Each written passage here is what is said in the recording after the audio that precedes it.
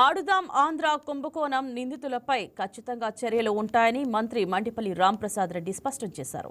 Vijayawada Indira Gandhi municipal stadium అభివృద్ధి పనులకు శ్రీకారం చుట్టిన మంత్రి వైకేటీవీతో మాట్లాడారు.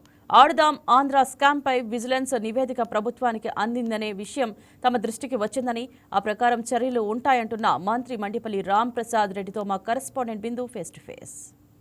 ఇందిరాగాంధీ మున్సిపల్ స్టేడియంని అద్భుత రీతిలో రెనోవేట్ చేయబోతున్నారు. మనతో పాటు మినిస్టర్ మండిపల్లి రాంప్రసాద్ రెడ్డి ఉన్నారు.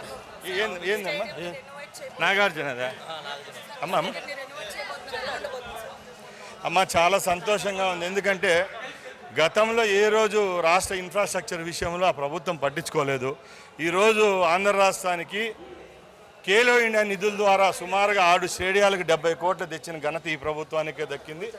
రేపు ఆంధ్ర రాష్ట్రంలో ఉన్న ఇలాంటి స్టేడియాల యొక్క రూపురేఖలు మారే పరిస్థితి దగ్గరలో ఉంది. ఎందుకంటే మా యొక్క నినాదం కేవలం అభివృద్ధిలో ఎక్కడ ఏ విధమైన ఆస్కారాలు ఉన్నా కూడా కేంద్ర ప్రభుత్వం నిధులు తీసుకొచ్చి అభివృద్ధి చేసేదానికి ప్రభుత్వం సిద్ధంగా.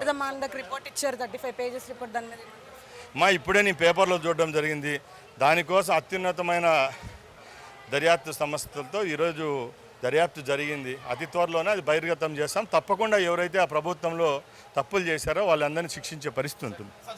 చూసారు కదా, ముఖ్యంగా ఆడుదాం ఆంధ్రాకి రిపోర్ట్ జారీ చేసిన విషయం కూడా చెప్పడం జరిగింది. దాని మీద కూడా ఖచ్చితంగా యాక్షన్ తీసుకుంటాం. ఏదైతే రిపోర్ట్ 35 పేజెస్ రిపోర్ట్ ఉందో దానికి సంబంధించి పూర్తి నివేదిక ఇస్తాము. పూర్తి నివేదిక ఇచ్చిన తర్వాత నిందితులు ఖచ్చితంగా శిక్ష పడిద్ది. ఎందుకంటే క్రీడాకారుల భవిష్యత్తుతో ఆడుకున్నారు కాబట్టి ఆడుదాం ఆంధ్ర ఫ్రాడ్లో ఉన్న ప్రతి ఒక్కరికి శిక్ష పడిద్దని మినిస్టర్ అన్నారు. అదేవిధంగా ఇందిరాగాంధీ స్టేడియంని మునిపెప్పుడు ఎల్లప్పుడూ చూడలేని విధంగా కూడా తీర్చిదిద్దుతామని కూడా చెప్పడం జరిగింది. రెనోవేట్ చేయడమే కాకుండా 6 ట్రాకులు కూడా వేస్తామని కూడా చెప్పడం జరిగింది. ఇది ఇక్కడ పరిస్థితి. వీడియో జర్నలిస్ట్ మౌలితో బిందు, వైకే న్యూస్, విజయవాడ.